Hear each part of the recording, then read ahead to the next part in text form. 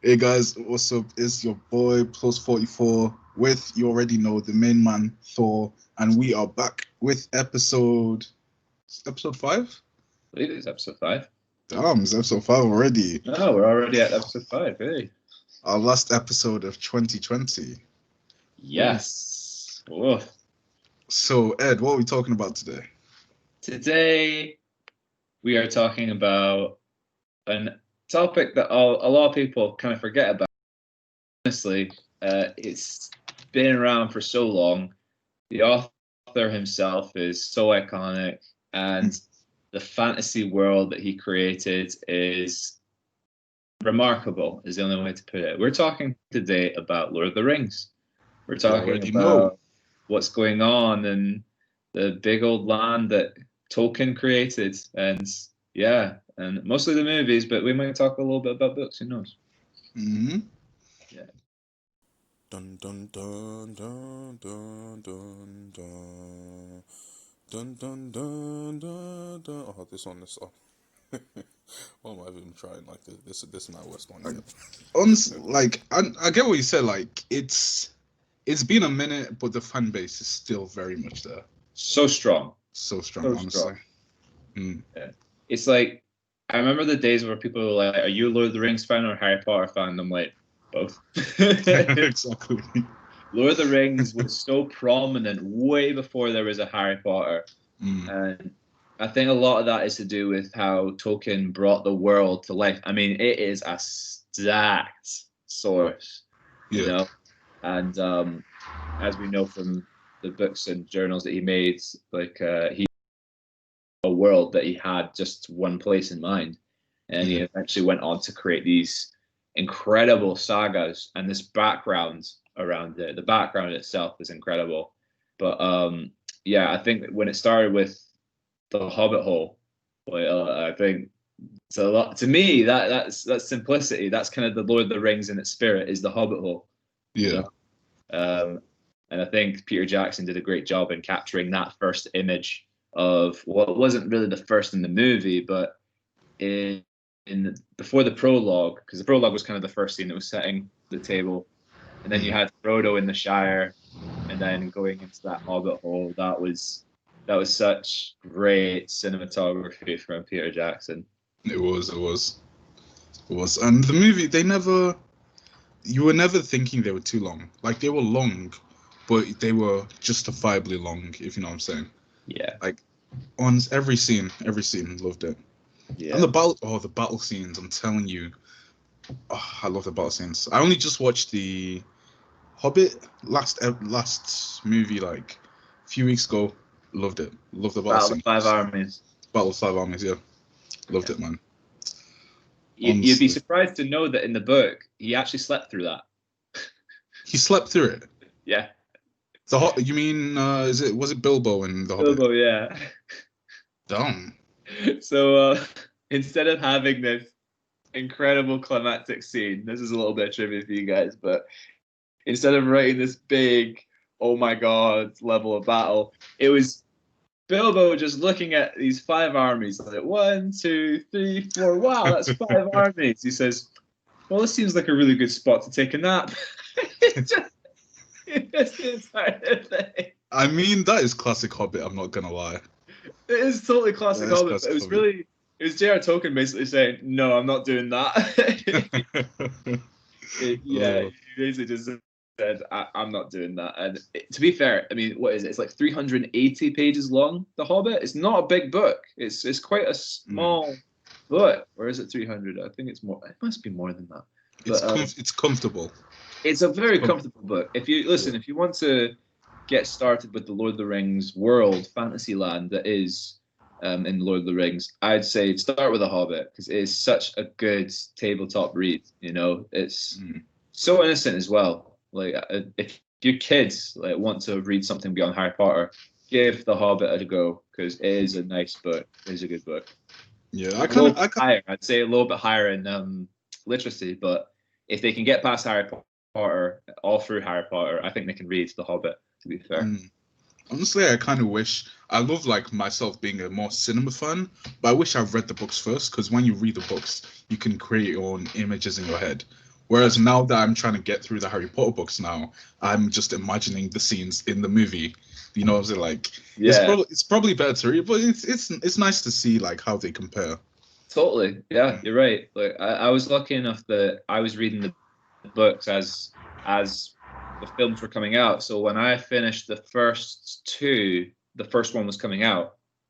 So I was reading kind of like 2 stages ahead a lot of times. That was until the Goblet of Fire, and then that started again with the Order of Phoenix. Order of Phoenix came out after that. But I remember just trailing through those things. And like you're saying, that's a very good point, though, is that you have this image in your head of what people look like, and then you go into the film, and you're like, well, that's not at all what they look like, you know? Exactly. It's a cool thing. But I suppose, like yourself, is from movies to books, it's hard to not think about the scenes that they set. You know? So true. So, yeah. Interesting. Well, it's interesting to see how the directors and the writers, how they try to vary what they do and go off the book. And it's nice, it's fresh, because for people who have read the books before, you don't want it to be exactly what's in the book, or what's happening. Like you like to see the creativity, the variance, and the choices, the actors, directors, all of that. Yeah, I think a lot of people, if they do have complaints like that, because we always hear it from some fans, is that I always like to look at Marvel and DC as an example, because they're comic books and they have a very loyal fan base, as well as Lord of the Rings and Harry Potter, but a very bite-sized. But they always say, oh, it should have been more like this edition or that edition. It's like, well, go and read that edition if you like it. And this is an honest thing, guys. This is just my opinion. So listen, if you want that or you like that so much, read more of that. You know, don't go thinking that the director, producer, actor is going to be in the same line as you, because that's not going to happen. Be a miracle. Be a miracle. It'd be similar.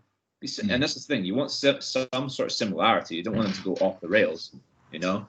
I'm trying to think of the time where Lord of the Rings kind of did. We didn't really do that in Lord of the Rings, if I'm honest. To be fair, they did a lot of description in the book, like Tolkien did. But I think I remember reading on somewhere they create a character in The Hobbit, the elf guy. Is it an elf? No, I'm not sure. Wait, I forgot the elf. The elf. The Hobbit. Yeah. The Hobbit. They created a lot of characters that were not in the book. They made 3 films out of a 300-page book. So yeah, it's a little bit of overkill, a little bit. But no, I'm trying to think of Lord of the Rings, like what character, because I know that the Lord of the Rings didn't include every character that was in the book. Like, I think there was one Hobbit that was, I want to say he wasn't immune to the ring, but he had a stronger tolerance than Frodo did to the ring. And I can't remember why they didn't include him again. I'm trying to think of that. It'll come to me. But yeah, they did miss a few things. But to be fair, they did have the exclusive content after, when they did the 3-hour editions of the disc released and stuff like that. Like the extended editions that they came out with, the Fellowship, the Two Towers, and the Return of the King. Yeah. Okay, I like the whole storyline. It's very it's not different now because it's not made now, but it's different from what's out there. Yeah. Because it's a lot harder now to create your own world. Because a lot of the stuff now, it's going to be a reiteration of this, or just similarity to that. Yeah. Exactly. Or do what other people have done because it works and it makes money. Yeah, exactly. Like, there's less risk takers now. It's business, like we've said before. It is a business at the end of the day. And people know that Lord of the Rings grand spectacles do work. It's just funny that they tried to reiterate that in some of the franchises, like Aragon, like the Dragon Rider books, into movies. That didn't work because they didn't have the same kind of scope that Lord of the Rings did, of course, but also they didn't really have the same production kind of because they were wanting to get a franchise. But like we've talked about, sometimes the franchises will not make money and the studio is not afraid to just drop it, you know? Especially if they've not got movie or TV deals, that they're not afraid to just say, well, okay, that's a lost investment. Okay, next one. That does put a lot of pressure on the trilogies as well. Oh, yeah. If it's a Yeah. trilogy, like you're expecting to go all the way, but you never know. Yeah. You never know. And in a lot of ways, that's probably why a lot of series won't make it off the ground. Because how many series do we know that the first book or the first show or the first movie was the best? And you can say, well, yeah, a lot of them were because they were original. It's like, but what about the ones that didn't make it? Exactly. You know? Like, and a lot of times, if the first book was the best book, terrific. That doesn't necessarily translate well to a movie. However, if it means that the first book's going to help introduce, build, and elaborate into a world, characters, and plot, then it means that it's most likely to do a little bit better, you know? So, yeah, I think Lord of the Rings with Tolkien. Tolkien did such a good job with that. And then Peter Jackson bringing it to life, shooting them one after the other, as in literally done, Fellowship, Two Towers, done, Return of the King, done. That's a hell of a schedule for the actors to go through. It worked. It worked. You know? And they did a lot of it in New Zealand, like the majority of it. And they were actually, the New Zealand government or whatever was causing some problems. They wanted to stop it, but the public just weren't having it. Like they were not having it. I was surprised. I did not know a movie could muster up that much energy in people. Yeah, I can see it, man. At the end of the day, like we talk about, fandom is strong in a lot of these places, and if people hear that one of their favorite books is getting made into a movie, they're going to make sure it goes ahead, unless they don't like it, in which case they're going to make sure it tries not to, Yeah. Honestly, there's just some books that I really, really want to see come to life. Like the number one for me is Cherub. Is that how you pronounce it? Cherub? Cherub. Oh my god, I love those series by Robert Muchmore. Honestly, it's a whole kind of like teenage spies thing, but it's very elaborate and descriptive. So if they could get the right people to do it, I feel like it would vary from the other typical spy stuff you have around. I get you. But I feel like New Zealand is definitely a good option. You can find very good landscapes in New Zealand. So mystical. It looks like something out of a fantasy land. And when you look at a lot of the scenes that they had drifted up, a lot of it was in New Zealand, It's incredible. Do you have a preference to a movie? Ooh.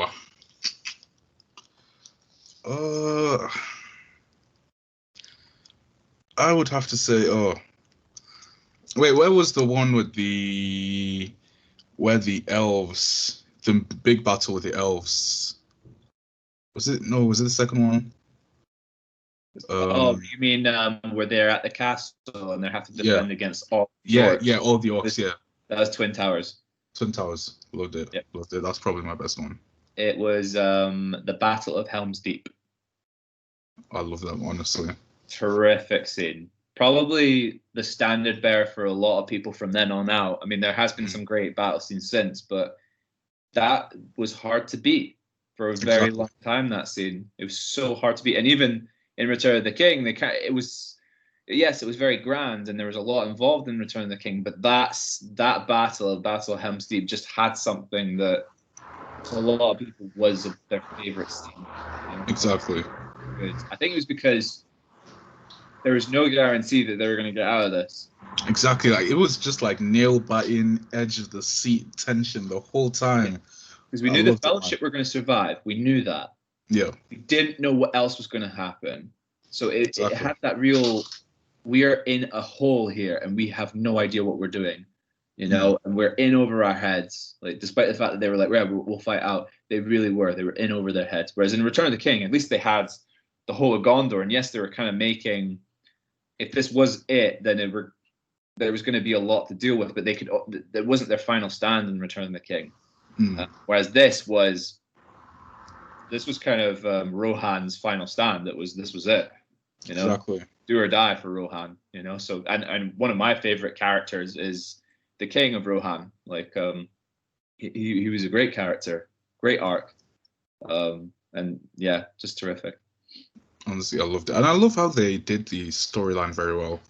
One side, well, I was going to say two sides. It's kind of three sides. You've got Gandalf going up and down. You've got Frodo trying to get to the rings, and then there's the actual orcs moving, trying to destroy shit. Yeah. But I like they did it well. They paralleled everything really well together. I like it. But let's say that Now go on, sorry. No, you go. Now I was gonna say, let's say this. Who would you say was your favorite character? Favorite character in the whole thing, or Let's say Lord of the Rings. favorite character? Favorite character. Yeah.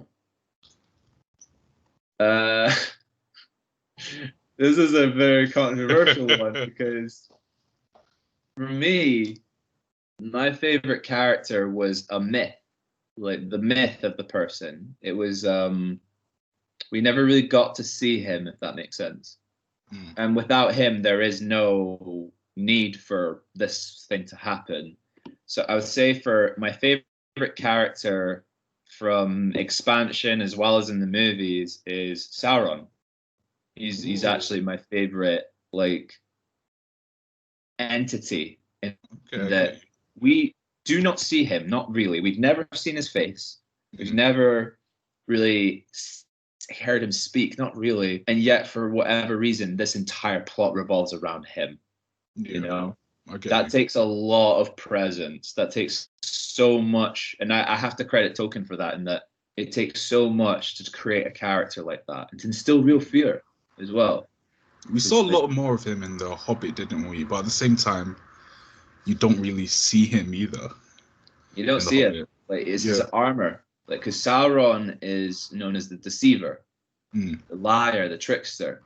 You know, he deceived the elves to create these rings. He deceived the dwarves in trying to give it to them. And then when that didn't work, he finally created the 9 rings for men, which he found out to be the most corruptible. He ended up trying to corrupt men most after that. But surprise. Surprise, yeah, men who were set to inherit the earth. They were like in the lore of Lord of the Rings, they were prophesized to inherit the earth. That is Lord of the Rings. And the elves, of course, didn't like that. The dwarfs definitely thought that's not ever going to happen. You know, so I think it's kind of ironic how Sauron is kind of playing the devil here, in that he actually is the one who's trying to deceive them and actually turn them into something that is very sinister, very cruel. And we saw that with the ring wraiths. You know? I would say, though, he is my favorite character because of that. I would say second would be Aragorn, in that his real name always escapes me because he has 2 names. He has the name Aragorn, and then the second name, which is technically his real name, which he instills when he becomes king. But yeah, he's my second character for a similar reason, in that his myth is built as opposed to Sauron. Yeah. You know? But what about you? What's your favorite character? Oh, mine would be. I think mine's a lot more simple. Mine's probably going to be. I think I'd have to say Gandalf. Like he's very. Yeah. He's basically like the playmaker, but he is. Like the protagonist playmaker.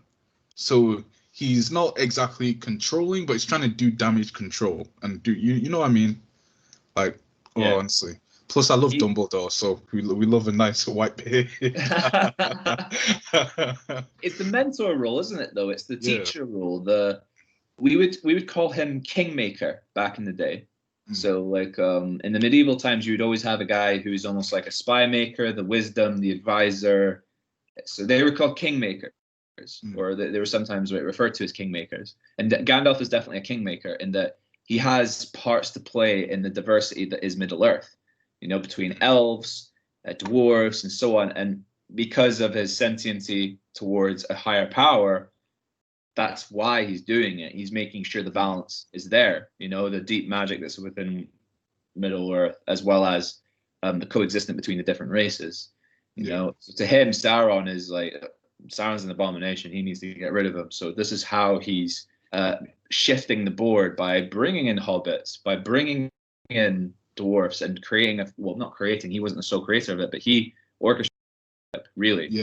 Like he asked the king, or the King of Rivendell, to summon our alliances, bring them all here, you know, and this is what he wanted. He wanted this to happen, you know. And he did the exact same thing with the Hobbit as well. Yeah. Well, yes and no. yes and no. In the books, is a bit different. He kind of already had the plan. Bilbo was the wild card.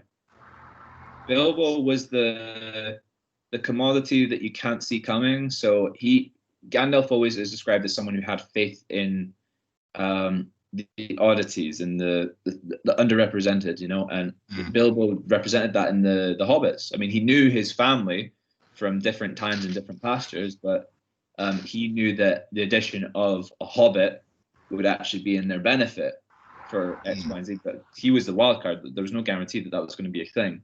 But I think it was interesting when in the book this is how he comes about getting him, and in the movie that kind of dwindles on that, but it is interesting how he tries to recruit him, like saying, "Oh yeah, he's a burglar." Like, I'm not a burglar. But he entices him with adventure, which is Gandalf, the master manipulator. Just put it out there. Honestly, and I remember when you were telling me about the spider scene. When you talked about that, I was like, how did you get through that? I'm just like, how did Ed, of all people, get through one of the most nerve-wracking scenes? Yeah, for those of you watching, I'm arachnophobic. Like, I am not in a way that a lot of people think, oh, he's just afraid of spiders, as in, oh no, deathly afraid. Like, I will probably have a heart attack and have banged my head so many times trying to get away from. And by the way, remind me after the podcast, Joseph. I've got a story to tell you about that. But yeah, like when they come up on the screen or they come up on the film, I actually just bury my head into my arms and just try not to think about it. To be fair, the Hobbit one was probably worse. A lot. The Hobbit one was probably worse, to be fair. That was pretty terrible, yeah. But I mean, they do get a nice stop.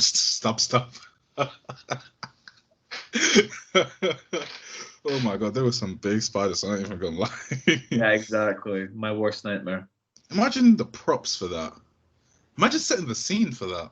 Oh yeah. Oh my! Imagine. Yeah. I'd have definitely liked to see that. I wish they had they have Warner Brothers in London for Harry Potter. I wish they had one of those for Lord of the Rings. But to be fair, if they did, it would be in New Zealand. I'm almost sure they do. They have like a tour for New Zealand on where they filmed these certain things, and they still have. I mean, Hobbiton is still a village. Hobbiton is still there. Really? Yeah, they left it. So Hobbiton is an actual place where you can go into New Zealand and actually go into these Hobbit holes. And I'm not sure if you can live in them exactly, but some people tell me that you can. But yeah, so you can go to the set of The Lord of the Rings and you can actually see these things to an extent. It doesn't have like the studio or anything that I'm aware of, but you can go to these built up villages where they've created all this. So yeah. Yeah, good. Okay. That's another reason for New Zealand to be on my bucket list. Exactly. But, we'll get onto that account. Yeah. But thingy. Okay, so let me ask you this: if you could be in any army, if you could lead any army, Hobbit, Lord of the Rings, which one would it be? If I could lead any army. Lead or be part of. Lead to be part of. This is tough. This is a very tough one. To be fair, when I thought of it first, I was like, oh, I don't know. But then I realized, nah, I have to go for the elves. I have to go for the elves. They're disciplined. They know how to fight. They are slick.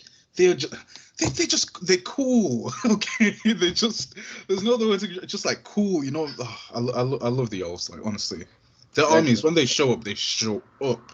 Yeah, honestly, for sure. It's very tough. See, I keep coming back to Gondor, to Rohan. I would say Rohan. I'd say Rohan, if I'm honest. Okay, is that the dwarves? No, Rohan is Helm's Deep. Do you know the horse? Right? Yeah, okay, yeah, the army of the horses. Okay, okay. Yeah, cavalry beats every time. Like most cavalry beats foot every time. Just wouldn't want to go up against those wargs, which are like the orcs on the big old wolves / hyenas. They're called wargs, but not like that. But Okay, that I'd say is. all of them. I'd say either elves or Rohan, definitely. But I think because I know what happens later, I'm inclined to say Rohan because eventually the elves are gone. True. But True. yeah, in the time of Lord of the Rings, though, that I'd probably be between the two. I'd probably say either elves or Rohan. I'm not sure. But to be fair, the dwarves deserve a notable mention. Like, they can fight. Like, they may be smaller, but that does not stop them. They're tough. They are tough. They're probably tougher than the other ones. Like, they Yeah. will go into fight, even if they know they're gonna lose. They're not gonna. They're Yeah, they gonna don't go give down up. fighting. They don't give Exactly. up. Yeah. I love it. They're stubborn. The best way to describe them is that they are so stubborn to a fault in some cases, but when you're in a battle, they won't give up. They won't. They'll keep pushing. They'll rally. Like so. Yeah, I would say in the books, like they were incredible. In the movies, they were represented really well by some great actors and great direction and production, of course. But yeah, the dwarves are probably the most underrated in terms of warfare. I think the Hobbit represented them so much better, if I'm honest. Like they were represented so well with their Because it was diversity. kind of based around them. Yeah, it Story. was. Yeah. It was. Yeah, it was them trying to get their home back. Exactly. Yeah. I think the dragon did wonders. I'm gonna say that adding a dragon in there. Oh, I loved it. I loved it. It's just like dragons can't you add dragons and then that's instantly go up. Game of Thrones, Yeah. 3 dragons, ratings up. Yeah. Lord of the Rings, dragon, rating up. It's funny because we as people are just so obsessed with dragons. I You love know, the dragon. the thing about mythology I think is crazy is that when we didn't have any communication between different places, we had dragons in different areas like Japan, Europe, Asia, certain types in the Americas, Africa, the UK, of course. But we didn't have any communication for a period. And for some reason, we all had a version of a dragon in each one of our cultures, which to me, that's crazy. That's something that's quite incredible. So we have a real distinct, I don't want to say obsession, but a real growth towards the mythology of dragons, And Smaug is one of the most iconic dragons in fiction, That and I think is Algron the Black or something, or Algron the Dread, which is basically the biggest, the biggest dragon in Lord of the Rings, or the second biggest at least. Yeah, he was massive. But Smaug though is with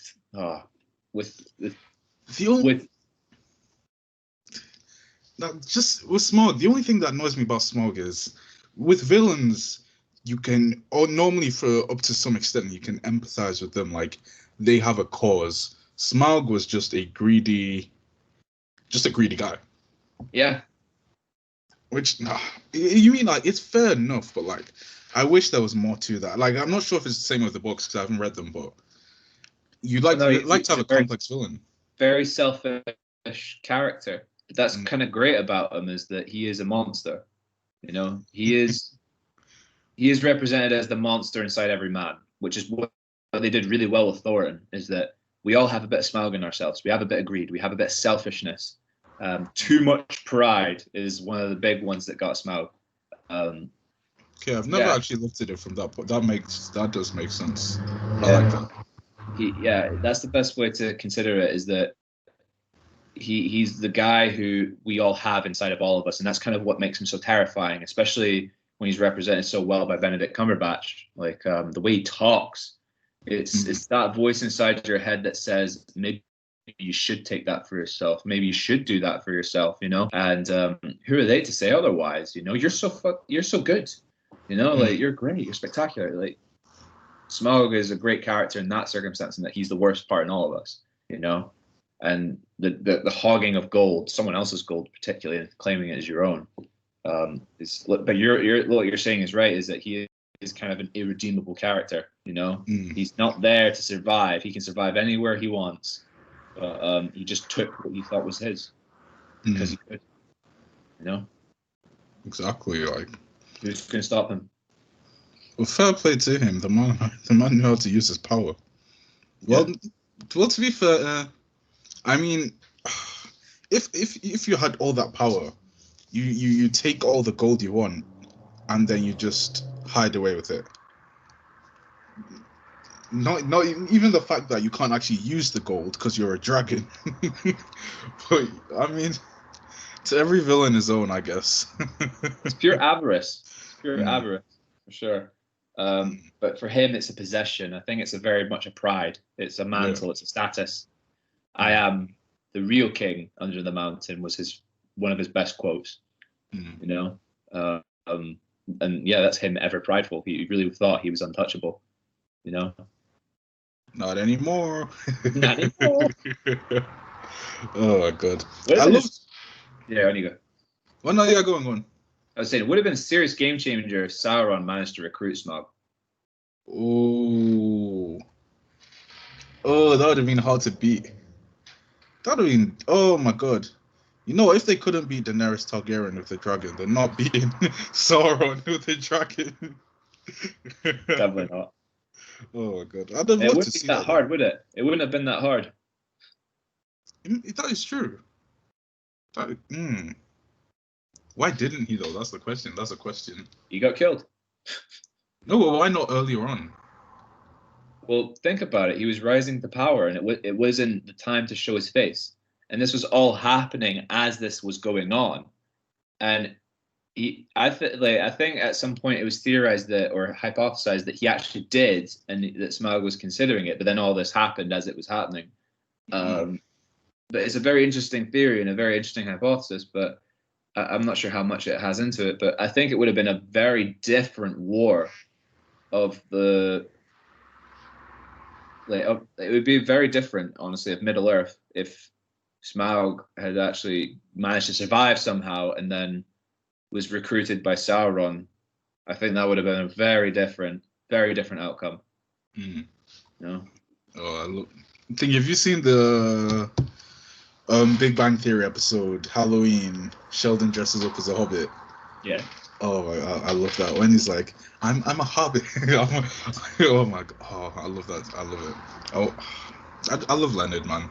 And we'll get onto our sitcoms episode later. Yep. Oh, I love it. But you know what I do like? I like the Shire. Like even the name, it just makes you smile. Shire. Yeah. I love saying that.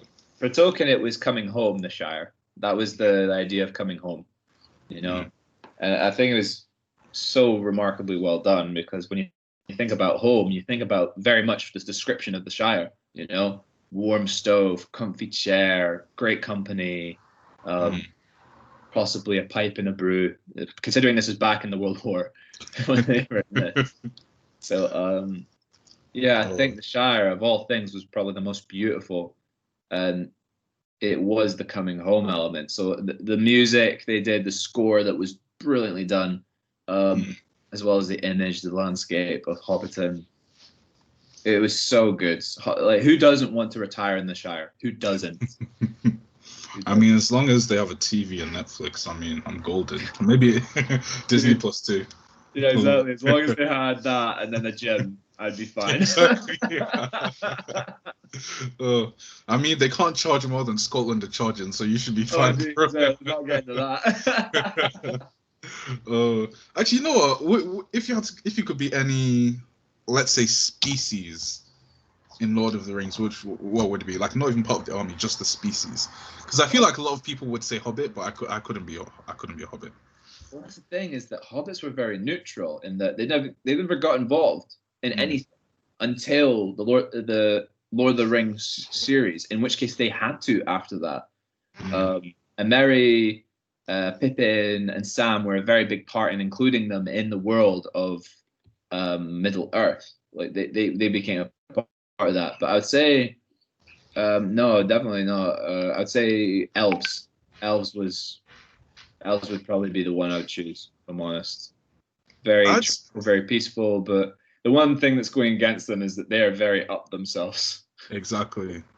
They are so up themselves. Sometimes you just think, you need a backhand.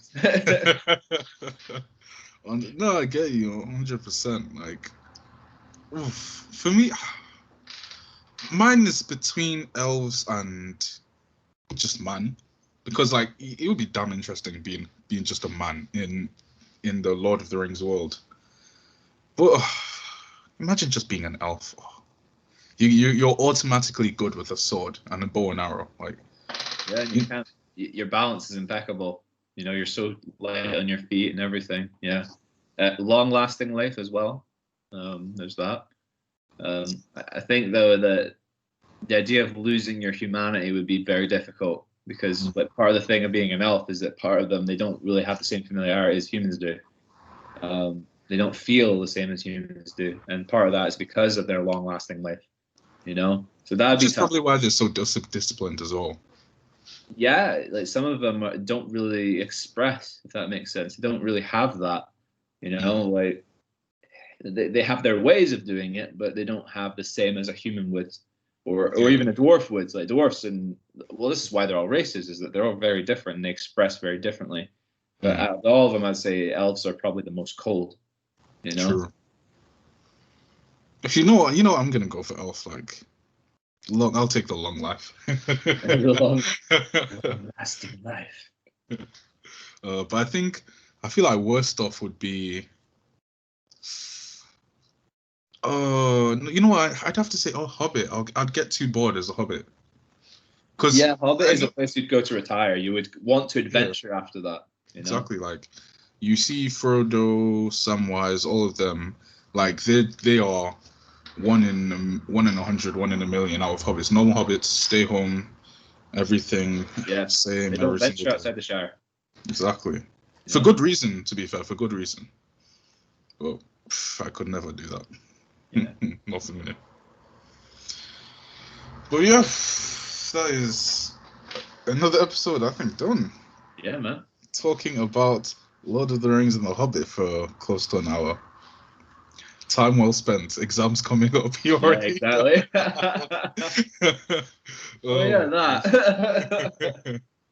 That is a problem for future Ed and Joseph. Yeah.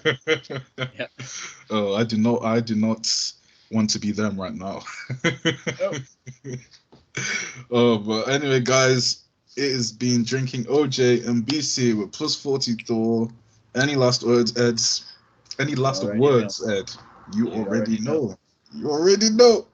All right, people, we will see you later in the New Year's of 2021. Goodbye, people. And that is recording